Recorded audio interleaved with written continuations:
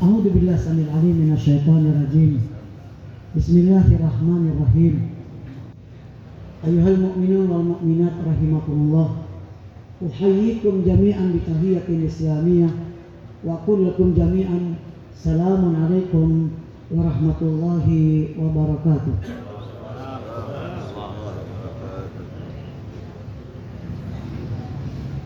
Hari ini kita mengenang kelahiran salah satu putra dari putra Rasulullah, yaitu Al-Imam Al-Hasan Ibn Ali Ibn Fatimah Ibn Rasulullah Sallallahu Alaihi Wasallam.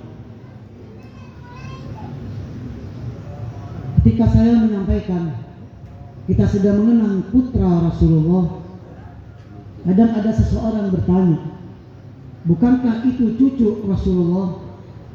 Kenapa disebut putra Rasulullah?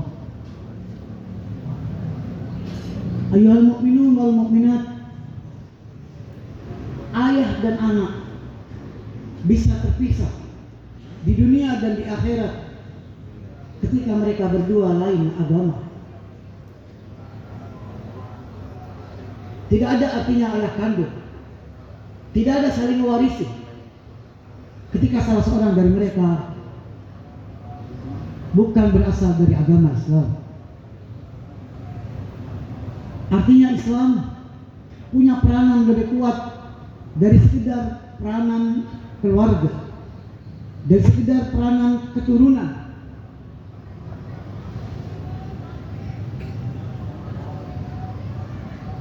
Allah Subhanahu wa ta'ala di dalam ayat suci Al-Quran menjelaskan ketika menyebut nama Al-Hasan dan Husain,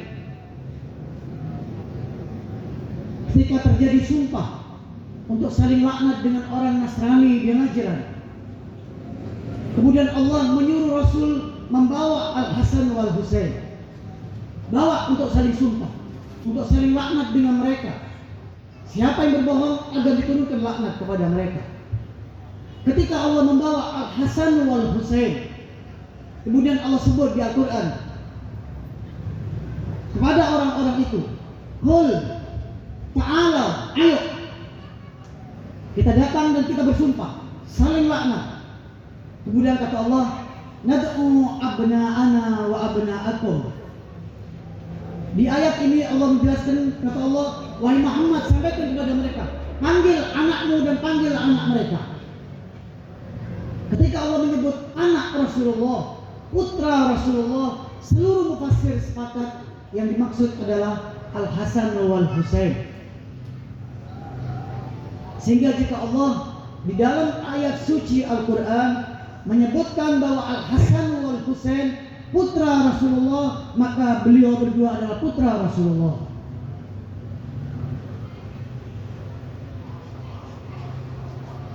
Sehingga seringkali saya menyampaikan bahwa hari ini kita sudah mengenang kelahiran putra Rasulullah menurut Allah dalam ayat suci Al-Quran. Dan ketahuilah, ketika Allah menyebut ini putra Rasulullah, Allah ingin menegaskan hubungan begitu dekatnya antara Rasul dan kedua putranya Al-Hasan wal Husain. Begitu dekat. Seluruh ahli sejarah menceritakan masa anak-anak Imam Hasan dan sekaligus Imam Husain, karena beda umur yang sedikit, di mana mereka berdua di dalam pangkuan baginda Rasulullah. Beberapa puluh kali jika Rasul berjalan, Rasul menaruh mereka di atas pundaknya. Hingga orang-orang bertanya, kata mereka, ya Rasulullah, alangkah mulianya pundak yang dinaiki oleh Al-Hasan wal Husain. Kata Rasul, sampaikan juga, alangkah mulianya yang menaiki pundak Rasul, maksudnya Al-Hasan wal Husain. Diriwayatkan berapa kali Rasul jika sujud, tiba-tiba punggungnya ditunggangi oleh Al-Hasan, sesekali ditunggangi oleh Al-Husain. Kadang beliau tidak bangun dari sujudnya sampai beberapa menit. Hingga para sahabat bertanya-tanya, mungkinkah ada wahyu yang turun? Kata Rasul, tidak. Yang naik dan aku tidak ingin dia jatuh. Rasul memanjangkan sujudnya sangat panjang, hanya karena di atas punggungnya ada Al-Hasan wal Husain.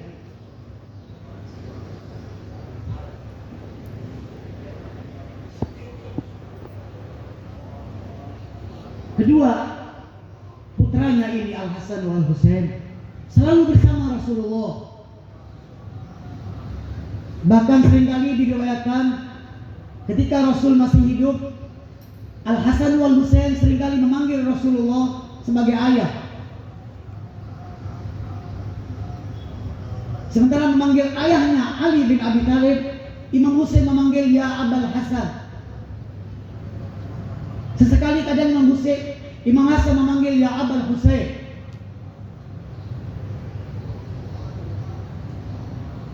Kenapa? Karena begitu dekatnya mereka dengan baginda Rasulullah Sallallahu Alaihi Wasallam. Jika Rasul tidur, seringkali beliau berpesan agar untuk sementara dibiarkan istirahat. Tapi jika kedua putranya yang masuk, beliau langsung memeluknya dan menaruhnya di atas perutnya, lalu mulai memeluknya, mengeratkannya ke dalam tubuhnya. Pemandangan kecintaan yang diperagakan Rasul kepada putranya Al-Hasan wal Husain ini, seluruh sejarah mencatat. Kenapa?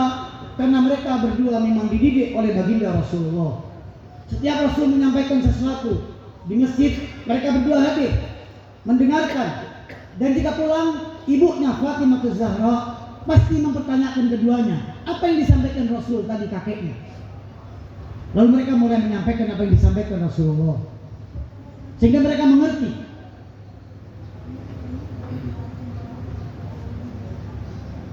Seringkali sejarah mencatat,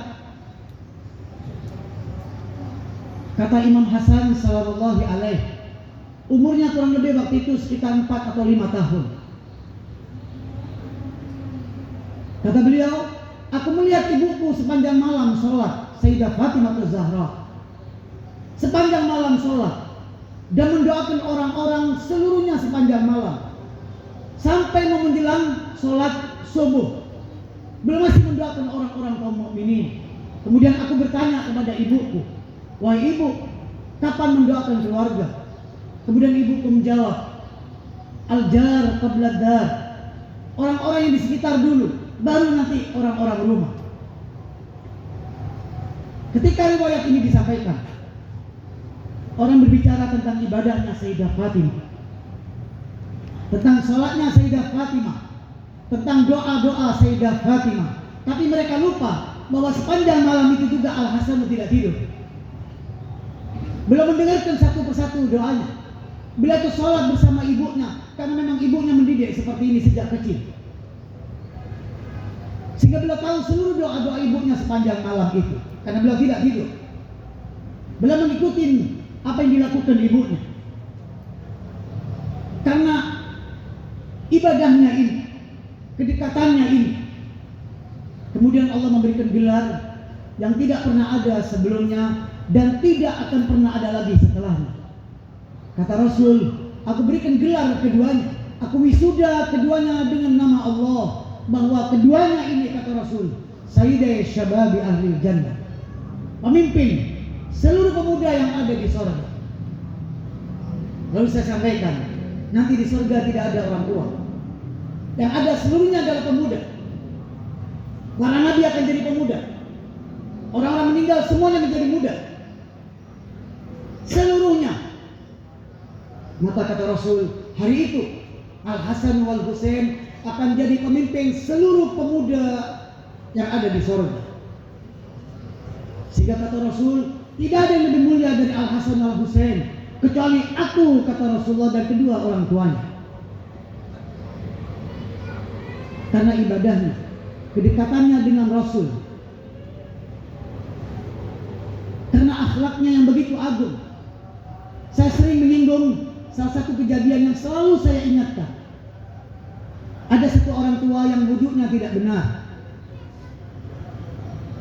Al-Hasan wal Husain melihat orang tua ini wujudnya tidak benar, salah. Mereka ingin menegur orang tua ini. Lalu mereka berdua mulai duduk berpikir. Apa yang mereka pikirkan? Yang mereka pikirkan, kata mereka berdua, apa yang harus kita lakukan agar ketika kita menegur orang tua ini, kita tidak menyinggung perasaannya. Umur 45 tahun sudah memikirkan perasaan orang lain, agar tidak menyinggung orang lain. Kemudian mereka berkata, gimana jika orang tua ini kita jadikan hakim, wasit, kita berdua wudhu. Lalu mereka mulai berdua wudhu dan orang tua ini menjadi hakim. Selesai, kata mereka berdua, siapa yang lebih baik wudhunya wahai orang tua? Aku atau adikku Al-Husain? Kata orang tua ini, wudhu kalian berdua baik, wudhuku yang tidak benar.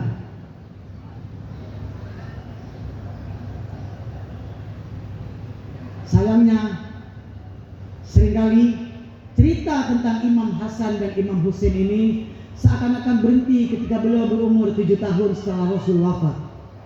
Seakan-akan tidak ada lagi ceritanya. Padahal beliau berdua terus berkembang besar. Setelah Rasul wafat, beliau berkembang. Pindah dari satu masa ke masa. Di masa Khalifah Abu Bakar, pindah ke masa Khalifah Umar, pindah ke masa Khalifah Utsman, kemudian ke masa ayahnya Ali bin Abi Thalib salamullahi alaihi. Itu berlanjut ketiga khalifah ini kurang lebih 25 tahun. Sehingga ketika Imam Ali menjadi pemimpin, umur Imam Hasan dan Imam Husain kurang lebih 33 tahun. Beliau tumbuh sebagai pemuda. Namun kepemimpinan Imam Ali dalam sejarah, banyak orang-orang yang tidak menghendaki kepemimpinannya. Banyak orang-orang yang kemudian mempertanyakan kepemimpinan Ali. Sehingga muncullah perang yang disebut dengan perang 3 kali yang terbesar dalam riwayat hidup Amirul Mukminin sallallahu alaihi. Ada perang Jamal, ada perang Siffin, ada perang Nahrawan, dan setiap kali perang itu hampir kadang setahun waktunya. Bukan waktu yang sebentar. Dalam ketiga peperangan ini, Imam Hasan selalu membela ayahnya yang paling depan dan Imam Husain. Sehingga ketika Imam Ali terbunuh, setelah kurang lebih hampir 4 tahun 6 bulan memimpin, umur Imam Hasan waktu itu sudah hampir 39 tahun. Hampir memasuki umur 40 tahun.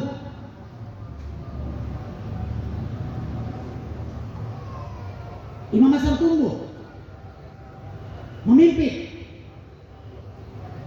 Sementara setelah Imam Ali terbunuh, Imam Hasan salamullahi alaihi kemudian dia baiat oleh orang-orang yang di sekitar untuk menjadi pemimpin setelahnya. Orang-orang meyakini inilah pemimpin yang setelahnya. Tetapi di saat itu terjadi dualisme kepemimpinan. Di Madinah, Imam Hasan memegang tampuk kepemimpinan.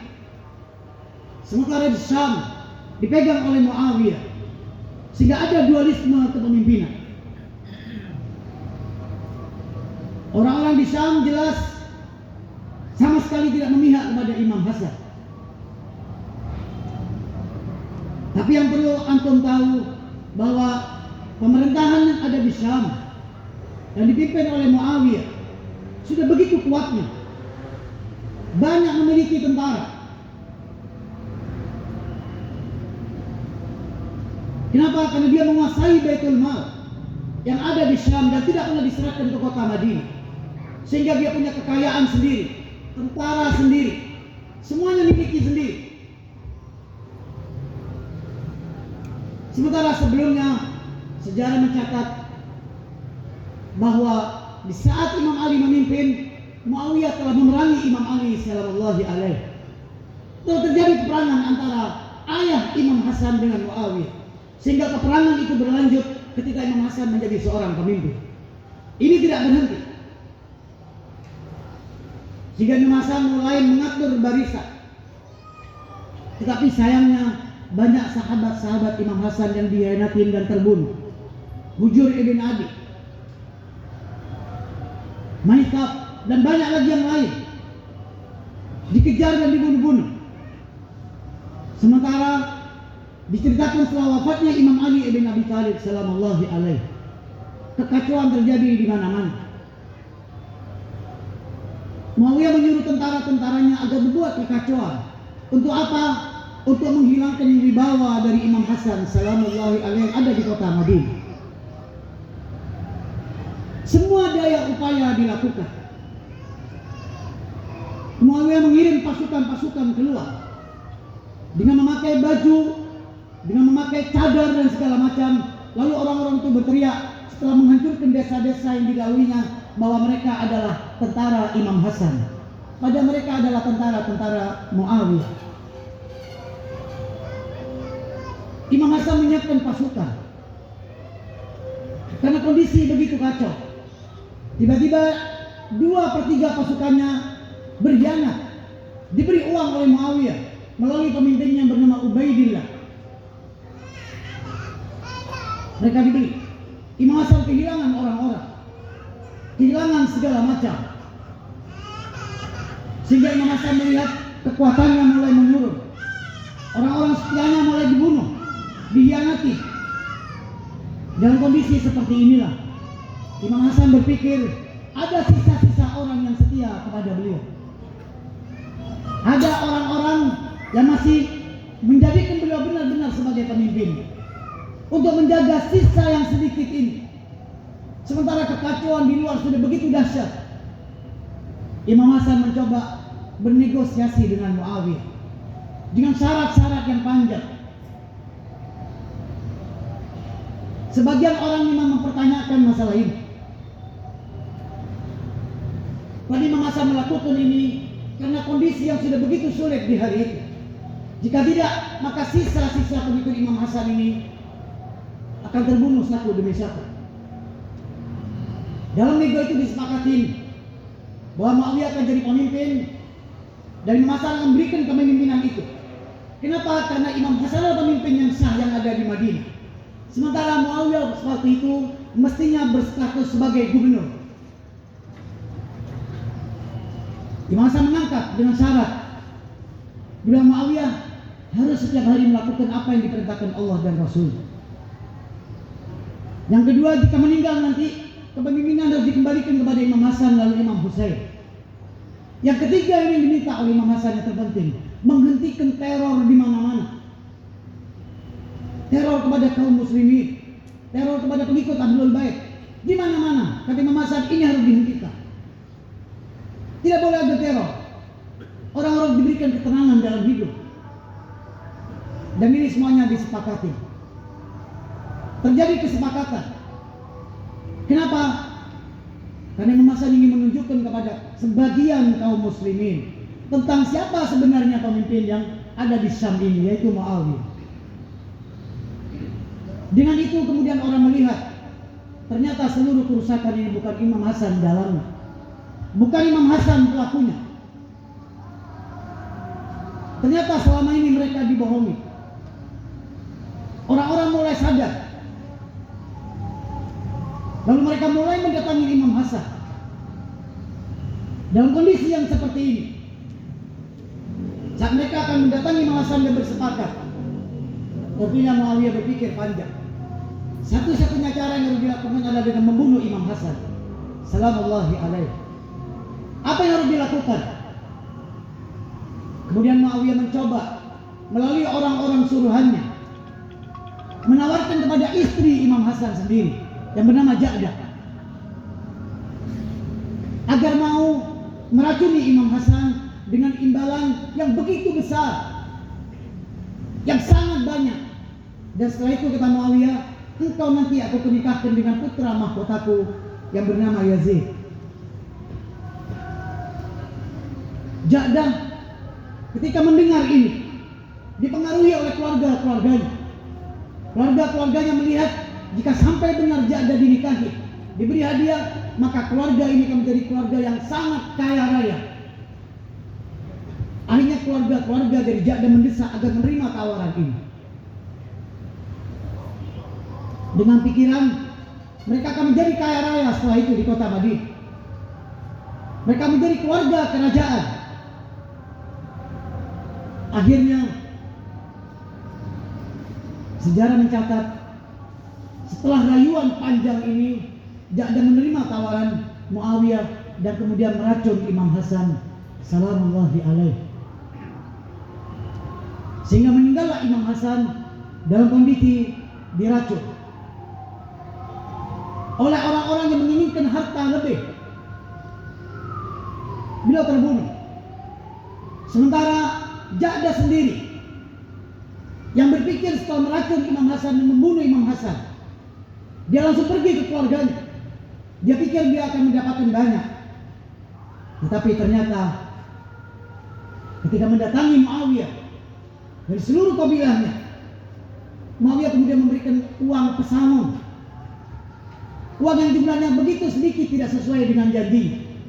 Kemudian Ja'dah menagih, warga Ja'dah menagih, bagaimana dengan pernikahanku dengan Yazid? Kata Muawiyah, orang sebaik Al-Hasan, putra Ali, putra Rasulullah, engkau racun, apalagi putraku. Mustahil aku akan menikahkan kau dengan putraku setelah kau membunuh orang yang terbaik. Begitu kata Muawiyah.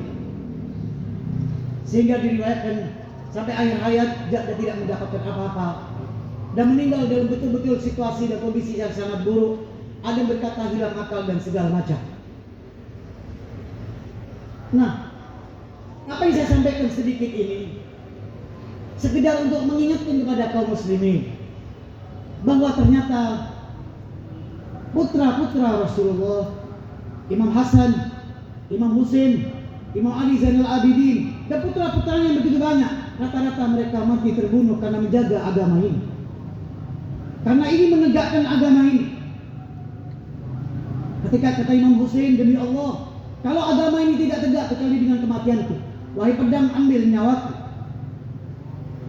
Imam Ali Zabidin akhirnya diracun. Keluarga-keluarga Rasul ini yang Allah sucikan semuanya terbunuh hanya karena satu hal, menjaga agama Allah ini. Mereka mencoba menjaga ini, mereka mempertaruhkan segalanya.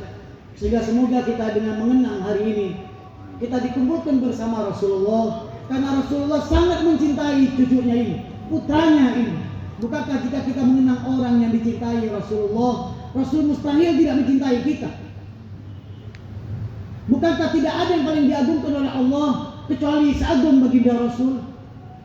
Tidak ada Nabi seagung beliau. Tidak ada satu cerita seagung cerita Nabi. Apapun yang berkenan Nabi oleh Allah diagungkan. Bukankah jika kita mengagungkan orang yang dicintai Nabi ini, kita harus berharap besok ketika kita hidup, meninggal, dimanapun, kita juga akan menjadi orang-orang yang diagungkan oleh Allah, karena kita mengagungkan orang yang diagungkan baginda Rasulullah Sallallahu Alaihi Wasallam. Inilah Ahlul Bait yang Allah sucikan sesuci-suci.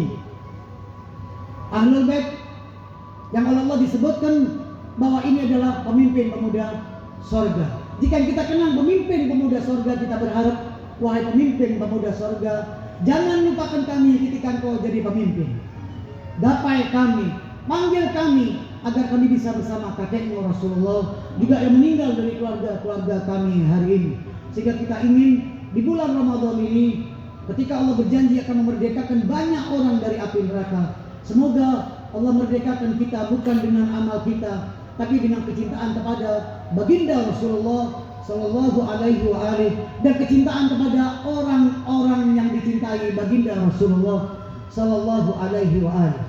Mungkin itu yang bisa saya sampaikan. Adzan sudah mulai berkumandang. Kita akan sedikit membaca doa iftar yang diajarkan baginda Rasul melalui malaikat Jibril agar dibaca ketika iftar puasa, ketika kita nanti melakukan pembatalan puasa, dengan harapan semoga puasa nanti tercatat sebagai puasa yang memerdekakan kita dari api neraka dan yang diterima. Jika belum diterima, ya Allah, sisa-sisa hari ini, ya Allah, semoga Allah terima sehingga kita pulang besok hari ini sudah benar-benar mendapat satu kartu dari Allah, jaminan bahwa Anda dibebaskan dari api neraka jahanam. Itu yang paling kita harapkan hari ini. Juga orang-orang kita bacakan Fatihah tadi, keluarga-keluarga kita seluruhnya, semua amal-amal kita lakukan hari ini untuk mereka juga, sehingga mereka pun di kuburan hari ini bergembira dengan hadiah-hadiah yang didapatkan dari Allah akibat antum yang hadir mendoakan mereka dalam peringatan orang yang dicintai baginda Rasulullah sallallahu alaihi wa alihi wasallam. Afwan, aqulu qouli hadza wa astaghfirullah wa aqul assalamualaikum warahmatullahi wabarakatuh. Assalamualaikum warahmatullahi wabarakatuh.